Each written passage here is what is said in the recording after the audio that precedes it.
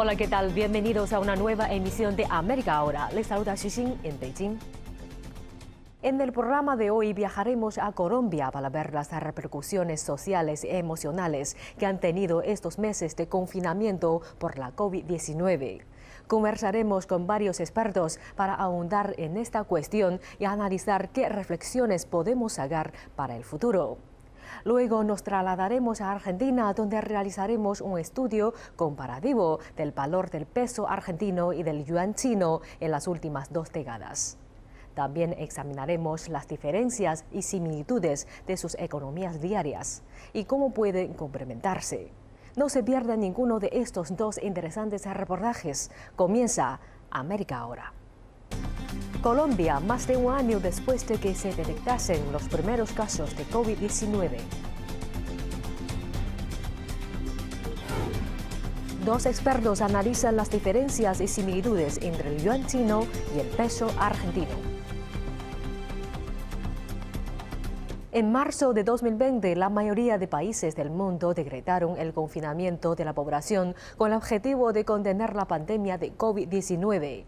En Colombia, dicho aislamiento se prolongó durante casi 6 meses. Hoy en América Ahora escucharemos una historia de lucha, resistencia y superación ante este reto sanitario que ha cambiado la vida de toda la humanidad.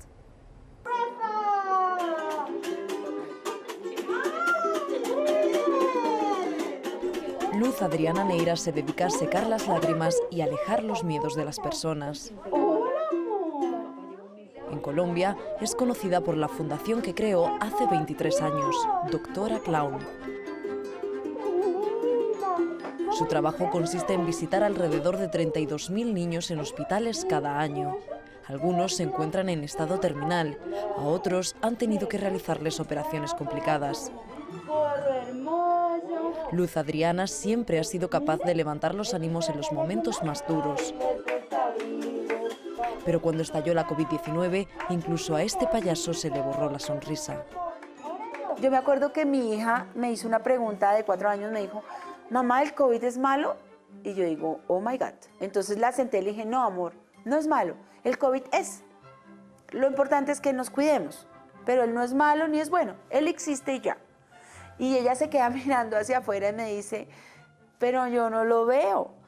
Entonces le digo, mira, que es como tus historias mágicas. Es como un villano que está allá afuera al acecho y nos toca estar aquí adentro cuidándonos. Además es invisible. Hemos confirmado el primer caso de coronavirus COVID-19 en Colombia. Los primeros datos que se tienen en Colombia de este enemigo invisible son del 6 de marzo de 2020. Una estudiante de 19 años llegó desde Italia contagiada de COVID-19 y en cuestión de días el virus se expandió. El 19 de marzo, la capital colombiana anunció un aislamiento preventivo obligatorio de 4 días. La expansión no sea exponencial. El presidente Iván Duque había convocado unos días antes un panel de expertos sanitarios para evaluar los riesgos. Era un ambiente tenso porque habíamos hecho unas proyecciones basadas en unos cálculos que mostraban o sugerían una alta mortalidad de personas en Colombia. Recuerdo que en ese momento estábamos hablando casi de 1,5 millones de muertos en el primer año y muchas personas contagiadas, y evidentemente veíamos improbable que el sistema de salud y en particular los hospitales tuviéramos la capacidad de afrontar esa situación.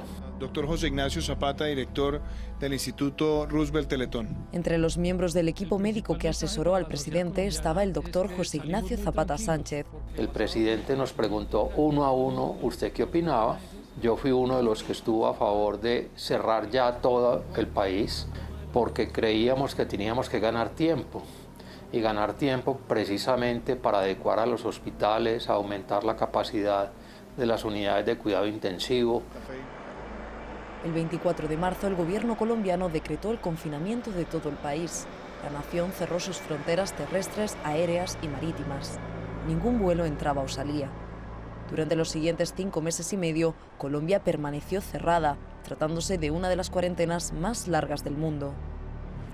Todos debían quedarse en casa y solo una persona por vivienda tenía permitido salir a comprar bienes de primera necesidad o medicinas. Los cuidadores ayudaban a los ancianos y discapacitados. Aquellos que violaban las medidas de aislamiento tenían que pagar una multa. Quienes no tienen un empleo formal fueron los primeros en sentir los estragos del confinamiento. Vendedores ambulantes, limpiadoras, amas de casa e incluso artistas se vieron obligados a tirar de ahorros. El gobierno prometió un fondo de ayudas de 3 millones para las familias con pocos recursos. El subsidio llegó en forma de 3 pagos de $40. Porque realmente el artista gana por evento.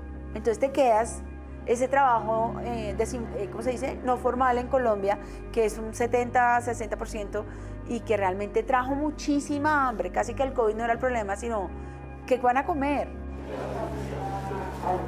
Cada año, Neira y su equipo de payasos acostumbraba a trabajar con más de 8.000 ancianos, algo que resultó imposible durante lo peor de la pandemia de COVID-19 por tratarse de un grupo de riesgo. La emprendedora no sabe cuándo podrá volver a ver a estos pacientes. Con el confinamiento hubo lugar para la reinvención. Ahora sí, Carlitos, va. Menos de un mes después de que se decretase la cuarentena obligatoria, los payasos buscaron maneras de llegar a su público. Llegaron a crear un croma verde con cosas que tenían por casa, como focos hechos con latas de leche. Que es el mismo espacio que usábamos corriendo y jugando con la gente, a poner un fondo maravilloso que le conecte también y así acortar distancias. Es realmente cuestión de cambiar el punto de vista y abrirse a las posibilidades, donde sí pueden pagar nuestros trabajos y así llegar. Desde sus casas, los miembros de la Fundación Doctora Clown crearon contenido para ayudar a familias, niños, adultos y pacientes a hacer frente al estrés que generó vivir en confinamiento. Neira cuenta que muchos negocios les pidieron ayuda para crear un mejor entorno de trabajo, ya que la presión del teletrabajo estaba afectando a sus empleados. Hay que estimular el ejercicio, porque el cerebro no tiene sentido del humor. Si te lo dices de verdad o de mentiras, él produce los mismos beneficios. Entonces yo les digo, si estás en la casa lavando la loza, hazlo con la mueca de la risa, porque la mueca de la risa ya genera ese estímulo eléctrico en el sistema límbico, en la glándula pituitaria, y son 16 neurotransmisores. Es vitalidad, energía, dinamismo, oxitocina, o sea, todos esos químicos que hacen que tú te sientas amado, que tú te sientas bien. Muchas organizaciones internacionales consideran que el foco debería estar puesto en mantener la salud mental durante el confinamiento. De hecho, son cada vez más quienes se preocupan por otra pandemia silenciosa generada a raíz de la COVID-19, la violencia dentro de las familias. Las medidas de confinamiento han provocado que las mujeres y los niños sean más vulnerables que nunca. A las mujeres, a los hombres también, pero sobre todo a las mujeres, les tocó, se iban a trabajar, les tocó quedarse en casa, haciendo el mismo trabajo que haces por fuera, pero virtual, cuidando a los hijos, limpiando, cocinando, pagando cosas. El sueldo a veces no llegó o perdiste el empleo. Entonces uno dice como, ¿resiliencia de dónde? A ver, empiezan las 8. El doctor Zapata es el director general de la sede en Bogotá del Instituto Roosevelt.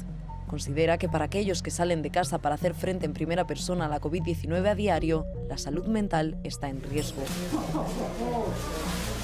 A finales de 2020, con las vacaciones de Navidad, el doctor Zapata pudo retomar su tradición de vestirse de Santa Claus para visitar a sus pacientes y darles regalos.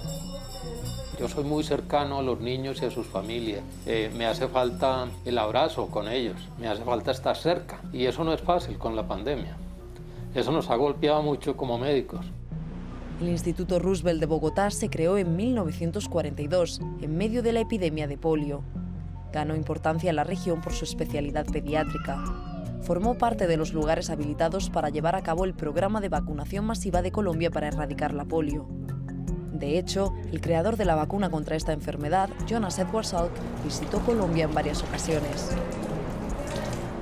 Hoy, el instituto ha abierto un ala especial para tratar a pacientes con COVID-19. Es uno de los 2 hospitales en Bogotá que acoge a niños que han arrojado positivo por la neumonía provocada por el nuevo coronavirus. Durante el año pasado, el gobierno colombiano invirtió más de $200 millones estadounidenses para mejorar el sistema sanitario. En esta campaña, el número de camas habilitadas en las unidades de cuidados intensivos aumentó de unas 5.300 a 12.000 para todo el país. Es un momento complicado porque trabajar en una unidad de cuidado intensivo, digamos como al frente de los pacientes más críticos, obviamente se convierte en un reto tanto para uno, en el sentido de que es una enfermedad nueva, que apenas la estamos descubriendo. Fue obviamente estudiar muchísimo sobre el tema. El estudio y la preparación constantes son el pan de cada día en este centro, especializado en enfermedades raras en niños. Un año después de que se detectasen los primeros casos en Colombia, el país suma más de 2.300.000 positivos, la 11ª nación con más contagios del mundo. Luz Adriana se infectó de COVID-19 en diciembre, después de salir de Bogotá. Para ella, el síntoma que menos esperaba padecer fue el emocional. Y fue supremamente duro. A nivel químico, físico, o sea, químico del cuerpo, hay un vacío, una tristeza por mal diagnóstico del médico, contagio a los vecinos, entonces hay un sentido de culpa y es una experiencia dura. Un año después de que la COVID-19 llegase a Colombia, acompañamos a Dra. Clown en su visita a la Clínica Roosevelt. Es el primer día que Neira pisa este hospital desde el inicio de la pandemia. Presenciamos una reunión extremadamente emotiva. La primera vez que volvemos después de un año. Y eso hay que celebrarlo. La clínica y la fundación están permitiendo que los artistas vuelvan poco a poco, adoptando medidas de seguridad en todo momento. Neira dice que la preparación viene de antes e insiste en el poder que la mente juega en mantener un cuerpo sano. Y yo siento que esa postura mental también hace que las cosas se den así. Alguien me decía, bueno, yo voy pero tengo miedo. No, no vayas. No puedes salir con miedo a la calle, porque el miedo hace de una vez que las defensas se te bajen. Y necesitas defensas súper altas para que el COVID no se te acerque. Necesitas estar feliz, porque de verdad el grado de felicidad que tengas hace que, pues, que estés mejor. Hola mamá, buenos días, ¿cómo estás? La Clínica Roosevelt está envuelta en un sentido de deber, pasión y felicidad por el trabajo que se realiza al ayudar a los casi 100.000 niños que acoge cada año. La enfermera Ruth Espinosa Campo es una de las 900 personas que día a día abandona el confinamiento y su familia para ayudar a los pacientes. Este mundo y para mí ayudar a las personas es clave. La COVID-19 ha traído innumerables retos para el personal sanitario. Después de Brasil, Colombia es el segundo país latinoamericano con más contagios y el tercero con el mayor número de muertes en la región. Más de 60.000 colombianos han fallecido debido a la enfermedad. Duele ver sufrir a las personas, duele que la gente no pueda ver a su familiar cuando fallece, duele que una mamá deje al niño aquí, no lo deje bajo el cuidado y ella siente que tiene miedo. Y cuando la gente dice área COVID, los usuarios dicen se va a morir.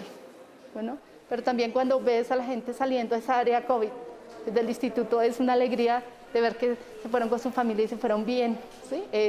Entonces son esos sentimientos de entre el dolor, la tristeza, el miedo, a pasar a la alegría. Para muchos colombianos, la esperanza tiene forma de vacuna. El 17 de febrero, Colombia inició el plan de vacunar a 35 millones de ciudadanos. Los primeros en recibir la inmunización fueron parte del personal en primera línea, como Espinosa. Entonces cuando colocan la vacuna y cuando yo veía a mis compañeros que también se lo colocaban y esa primera línea colocándose la vacuna y ver la sonrisa, ¿cierto? Porque eso genera, es como si fuera un triunfo, como que tú llegas a una meta y puedes levantar los brazos y decir, ya, aquí está, ¿sí? La vida ha cambiado mucho para los colombianos en este año de pandemia. Hay más de 4 millones de desempleados en el país. El gobierno está tratando de reactivar una economía que, según las estadísticas, ha experimentado su mayor caída desde 1975. Cuando se marca un año de que la enfermedad llegase al país, se está reflexionando sobre lo que se ha hecho y lo que no. El ministro de Salud cree que las mascarillas deberían haber sido obligatorias mucho antes. Por su parte, el doctor Zapata no puede evitar pensar en cuánto ha afectado la pandemia a las familias más vulnerables. Creo que nos faltó asertividad para cubrir a la población de más bajos recursos y que el impacto sobre la gente más pobre, al no haber trabajo, hubiera sido menor. Yo creo que nos faltó pensar más en esas dificultades de llevarle comida al hogar de muchas personas. La lección más importante puede que no sea cómo protegernos del virus, sino las reflexiones personales sobre qué nos ha enseñado el tiempo que hemos pasado en confinamiento. En estos días a mí me preguntan con frecuencia que cuándo volveremos a la realidad anterior, y yo les digo que ojalá nunca, porque significaría que no aprendimos nada de lo que nos ha enseñado la naturaleza y la humanidad en este último año de pandemia. Pero lo más importante del COVID es que yo me pregunte, cuando todo esto pase, ¿cuál es mi mejor versión? ¿Cómo salgo yo de esta cuarentena? Gordito, aburrido, feliz, flaco, con unos planteamientos de vida más chéveres, dándome cuenta, yo también siento que todo este COVID llega a tocarte a nivel personal. ¿Quién eres? ¿Cómo te cuidas? ¿Cómo te amas? ¿Cómo te valoras? Porque esto es de cuidarme yo para cuidar al otro, ¿no? Y a veces estamos siempre hacia afuera. Nos tocó cerrar todas las puertas y ventanas para abrirlas de adentro, para conectarte contigo misma, para respirar de una manera distinta, para agradecer, resignificar. Eso siento que me queda.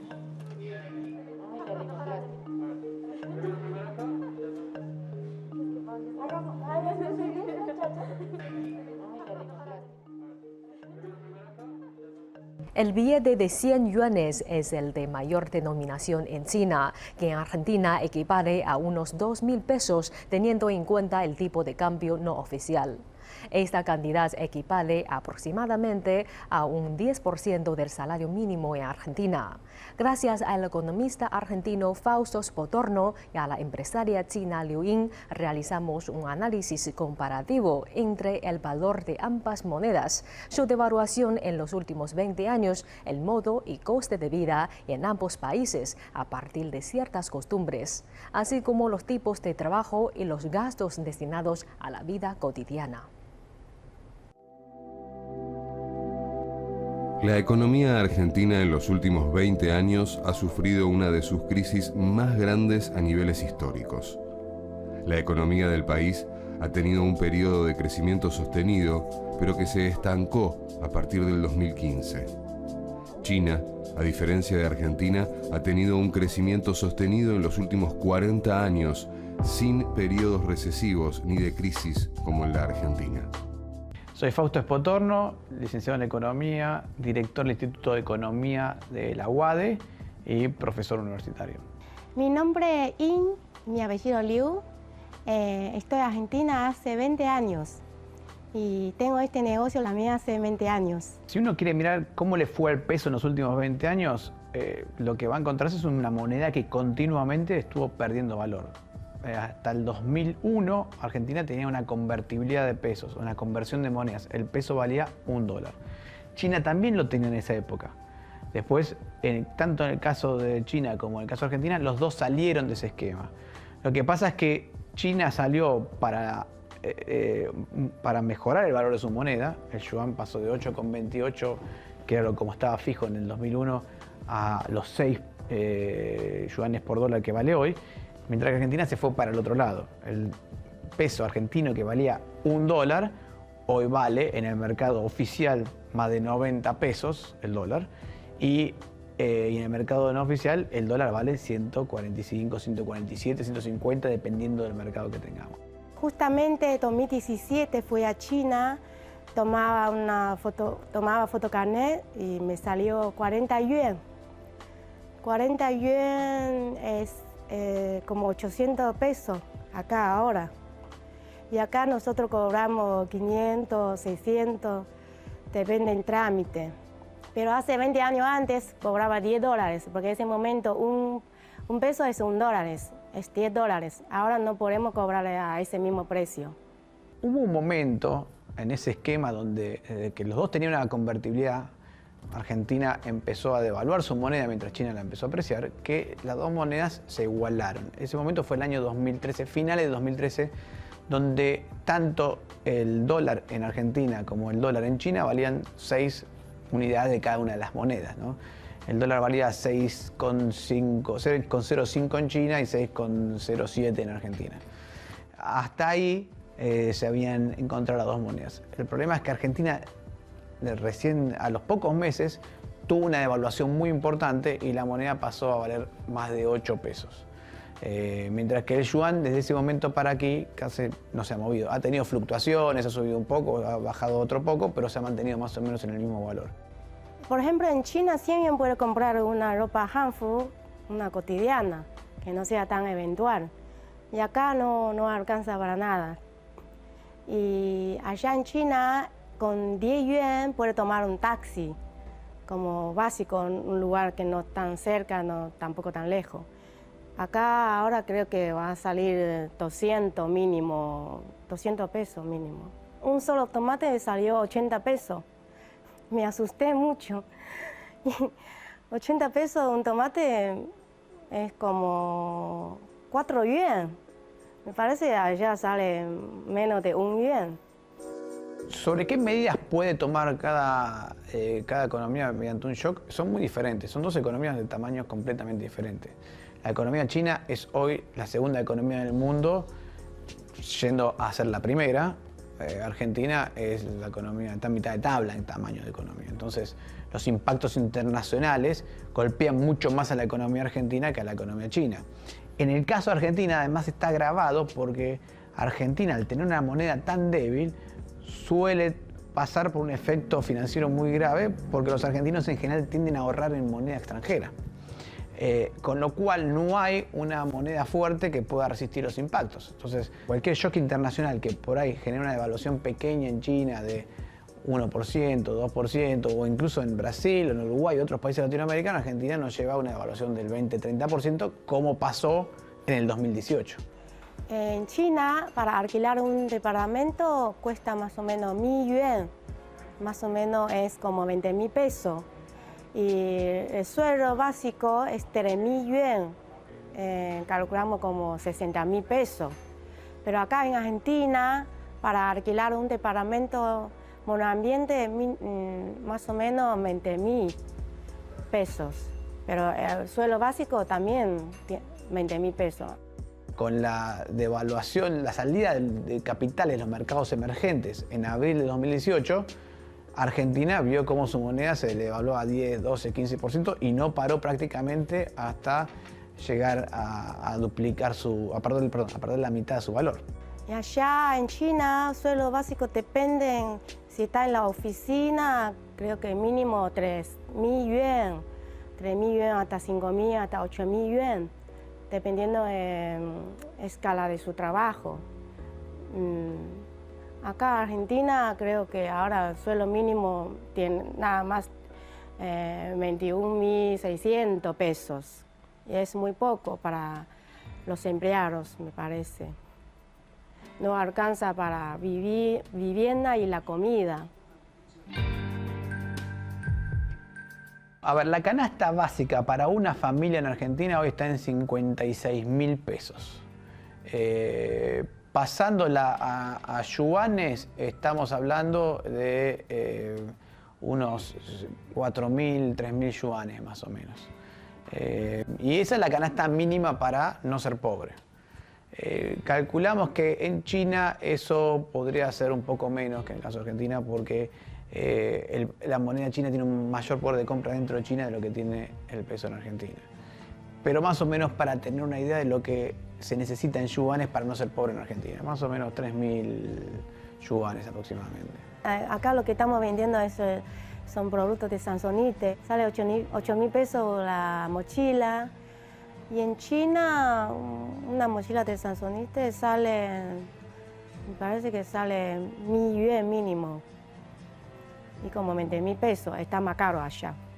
La cosa que tiene marcas en China sale más caro que en Argentina. Y acá yo salgo sin marca o con me gusta, ya me siento cómodo y listo. Cuando llegué a Argentina vi muchos autos rotos en la calle, todavía están manejando. Sentía muy raro, porque eso no imposible en China. Argentina, ¿cómo es que Argentina se fue deteriorando en relación a China en su valor de la moneda? En realidad Argentina lo que ha tenido es una muy mala política macroeconómica que ha usado a la emisión monetaria como forma de financiamiento de déficits fiscales, ¿no? Y el resultado de eso ha sido una gran emisión monetaria, una enorme emisión monetaria en la economía argentina, que ha provocado que la moneda pierda valor con el tiempo. Esa pérdida de valor de la moneda lo que ha provocado también a su vez es que la inflación haya sido muy alta. Con la llegada de la inflación empezamos a ver también que la economía deja de crecer. ¿Por qué deja de crecer la economía con inflación? Bueno, porque con la inflación alta, estamos hablando de que Argentina tuvo durante muchos años una inflación promedio del 25% y ya ahora lleva 4 años con inflaciones entre el 40 y el 50%. En este rango de inflación, invertir es muy difícil porque es muy difícil prever cuál va a ser la rentabilidad de un negocio, cómo va a evolucionar ese negocio en el futuro y por lo tanto hay pocas inversiones. Con las pocas inversiones empieza a haber un estancamiento económico. Hace 20 años atrás yo estaba en China, cuando estaba en China antes de venir a Argentina, tenía 2 restaurantes y tenía como más de 20 mozas. Y en ese momento ganaba 40.000 yuan más o menos por mes. Y las mozas tienen sueldo 350 yuan, pero le damos vivienda, le damos comida. Ellas todavía tienen ahorrado todos los meses. Claro, lo que todos los chinos tienen costumbre de ahorrar, aunque ganan poco. Bueno, después, 20 años después de ahora, los sueldos mínimos ya 10 veces más. En vez de 350, ahora está 3.000 o 5.000 para arriba, dependiendo de su trabajo. Ahora, Argentina, estoy acá hace 20 años, pero estoy con deuda. La verdad que me siento una comparación de la vida muy diferente. 20 años antes y 20 años después. Este año y el año pasado, con la pandemia, la cuestión se agravó aún más, a tal punto que Argentina no logra invertir, por ejemplo, todo el capital que se amortiza. O sea, todos los años algunas máquinas se rompen, algunos edificios hay que construirlo nuevo. Bueno, hoy la inversión en Argentina no alcanza a cubrir el deterioro de las máquinas. Entonces, en ese proceso, Argentina ha visto cómo su Producto Bruto por habitante ha estado estancando o incluso cayendo un poquito. Por el otro lado, China ha tenido un crecimiento importantísimo. Si bien ya no crece a la velocidad que crecía en el 2007, 2008, que eran tasas por arriba del 10%, sigue siendo una economía de rápido crecimiento. A tal punto que en los últimos 20 años aproximadamente el PIB per cápita de China, que era un poquito más que la mitad del de Argentina, hoy es un 30% más chico. Y eso va a seguir siendo así en lo futuro, con el cual lo más probable es que la brecha entre Argentina y China se vaya cerrando, ¿no? Bueno, antes de pandemia, acá negocio siempre viene turismos, imprimiendo fotos de su viaje, a veces hasta comprando fotos con los barcos armados para llevar a Learar cuando vuelve a su país. Pero ahora, después de la pandemia, ya casi no viene ningún turismo y por eso caímos también mucho en negocio. En términos generales, sí hay una relación bastante complementaria entre Argentina y China, ¿no? China es el principal consumidor de materias primas del mundo, por lejos, y Argentina es un gran productor de materias primas. Produce gas, petróleo, soja, maíz, trigo, minerales como litio y cobre y oro, ¿no? Y entonces hay grandes complementariedades entre Argentina y China. Hoy Argentina es uno de los principales proveedores de todas las commodities, pero sí de muchas. Y de hecho ahí es donde estamos viendo las inversiones chinas en Argentina. En mineras, ahora también en obra de infraestructura también es muy importante porque de alguna forma hay que sacar estas materias primas del centro de Argentina hacia los puertos o del oeste. Argentina en el oeste produce minerales, en el centro produce productos alimenticios. Bueno, eso hay que sacarlo por el puerto de Buenos Aires para que después pueda dar la vuelta por Argentina y llegar a China. Entonces también hay muchas inversiones en infraestructura por parte de China. Así terminamos esta emisión de América Ahora. Gracias por sintonizarnos durante esta media hora. Soy Xixin en Beijing. Nos vemos en la próxima edición.